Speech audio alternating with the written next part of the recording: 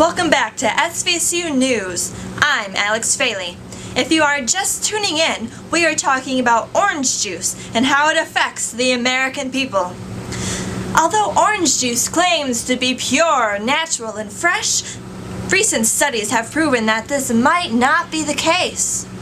With the globalization of orange juice itself has been changed. Is this for better or for worse? Stay tuned to find out. Our first guest today is George Wrighzer, author of the book The Globalization of Nothing 2. Thanks for being here, George. My pleasure. Now, rumor has it that orange juice is being changed when it's globalized. You have studied globalization. What do you think about this gripping topic? Before I go into any interesting details, I would like to spend the first few chapters of my book talking about basic definitions. You're not writing a book right now. You're on the air. In the first chapter, we'll be talking about globalization theories. Well, that sounds like the most boring thing in the world. Oh, thank you. That was not a compliment.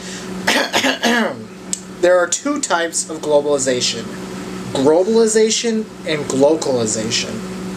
Globalization is the combination of grow and global. Capitalist companies are expanding their reach throughout the world and making the world become more similar. Glocalization is the combination of local and global.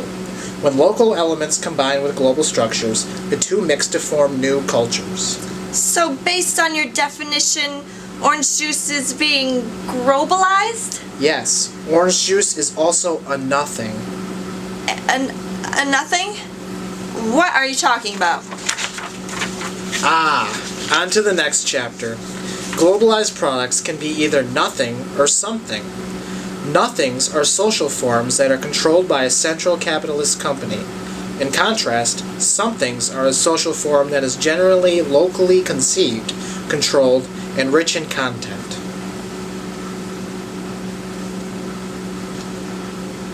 I have no idea what you're talking about. Orange juice is a globalized nothing. Are you just making this up as you go?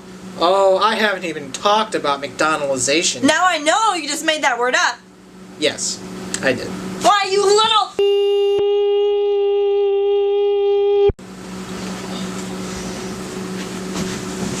Welcome back. We had some technical difficulties. If anyone asks, George ran into a door. You said you had one more important thing you wish to discuss? Yes. Dimensions. Time travel, really? No. Every product, person, place, etc. is neither 100% a something or a nothing. So you're saying? Yes. I made a continuum to place each item on a scale from something to nothing. Let me guess. You made up this continuum, too. Yes. I am quite brilliant. Or you just have too much time on your hands. That too. Anyway, in order to place items on the spectrum, there are 5 dimensions: complexity, spatial, temporal, human, and magical. Wait. Magical? Yes. I was reading Harry Potter at the time and was inspired. This honestly does not even surprise me. Seriously though, we've been talking a long time about all this crazy definitions and stuff. I still don't know what any of this has to do with orange juice. Fine. Each of these dimensions can be tied to orange juice. To understand how orange juice is a nothing, we will focus on the first 3 dimensions: complexity, spatial, and temporal. Okay then, tell me about complexity. Is orange juice unique or generic? Well, Deborah First, a Boston journalist, describes how, quote, 620 million gallons of orange juice are sold per year in the U.S. Automatic squeezing machines are used to grate this juice, and obviously it'd be impossible to squeeze all that by hand, right? In other words, orange juice used to be a something when it was hand squeezed. Now it is generic. Bing! Nothing. Glad to see you're excited about your work. Let's talk about spatial. Does it have geographical ties or not? To continue with our comparison, homemade orange juice is more likely to have geographical ties. If you pick the oranges yourself, obviously you know where they have come from. On the other hand, companies such as Tropicana and Minute Maid do not generally use oranges from one specific location or time. In fact, Minute Maid purposely blends the juice of oranges picked at different times of the year in order to overcome seasonal variations and give their brand a more consistent flavor. By making their orange juice taste the same and not even allowing that seasonal variation, Minute Maid has proven their brand is generic and has a lack of geographical ties. They are also making their products time-free. Let me guess, that's the next dimension. You are sure right, it's temporal. Well, obviously, time is a major concern in the orange juice industry. Most food and beverage companies want to be time-free, nothing, so that their product will have a better shelf life. Still, however, consumers are under the impression that their orange juice is fresh. Alyssa Hamilton, author of the book Squeezed, What You Don't Know About Orange Juice, has this to say, quote, "How can we have a product available 365 days of the year that has a shelf life of 60 plus days that's fresh?" Unquote. Although that may seem pretty obvious, most consumers do not think about this when they go to the store. Exactly. In an interview with Alyssa Hamilton, Boston journalist Deborah First reveals how this orange juice is processed. First describes how the orange juice is first, quote, "heated and stripped of oxygen, a process called deaeration," unquote. Later, it is, quote, "put in huge storage tanks where it can be kept for upwards of a year," unquote. How fresh can that orange juice be if it has been sitting around for a whole year? The only reason orange juice can sit around that long is because of that deaeration process. Well, that process has some consequences. It's not only air that is taken out during that process. First describes how it is also, quote, "stripped of flavor-providing chemicals," unquote. Well, this is a problem because no one would want to drink year-old orange juice that has no flavors. This, however, is where the engineers come in. First says that when the orange juice is, quote, "ready for packaging," companies such as Tropicana hire flavor companies to engineer flavor packs to make it seem fresh, unquote. It can probably be assumed that the average customer does not know about flavor packs. Mostly, this is because companies don't want you to know. If you knew there was flavor packs, you might question the freshness and naturalness of the product. If you did that, you might not even buy the product. Another reason you probably didn't know about flavor packs? They're not on the ingredients list.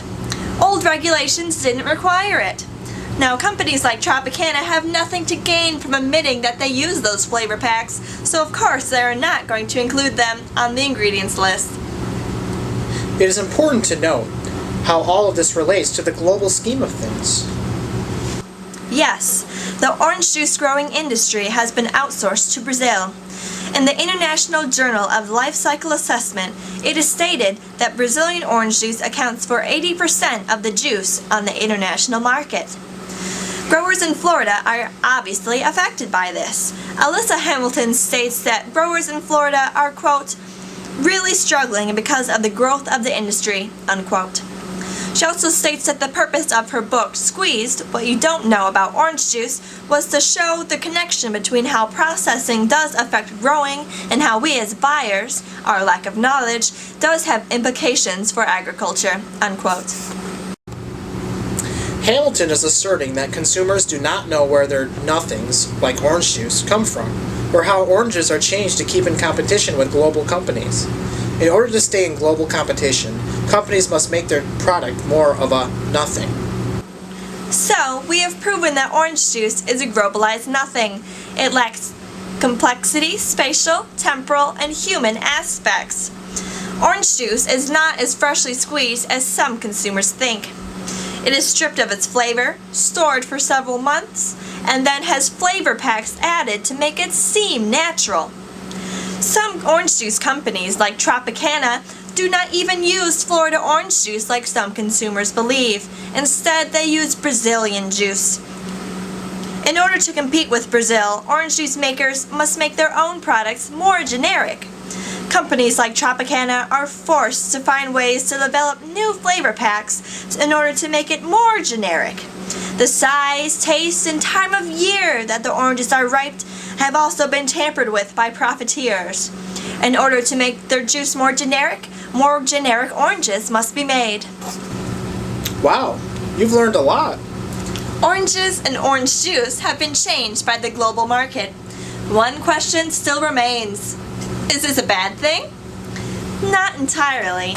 By making orange juice a nothing, it is more affordable. In fact, if oranges were not time-free, it could not be shipped around the world. Just because it's a generic nothing, it does not mean it's a bad thing. Consumers, however, need to be aware that they are not drinking freshly squeezed orange juice. Consumers also need to realize that orange juice is mostly from Brazil and not Florida. Once these global implications are understood, consumers will begin to understand the products around them. This is the true message of Reitzer's book. He wants consumers to be aware of the nothings and somethings around them. No, that's not the purpose of my book, Addit, at all.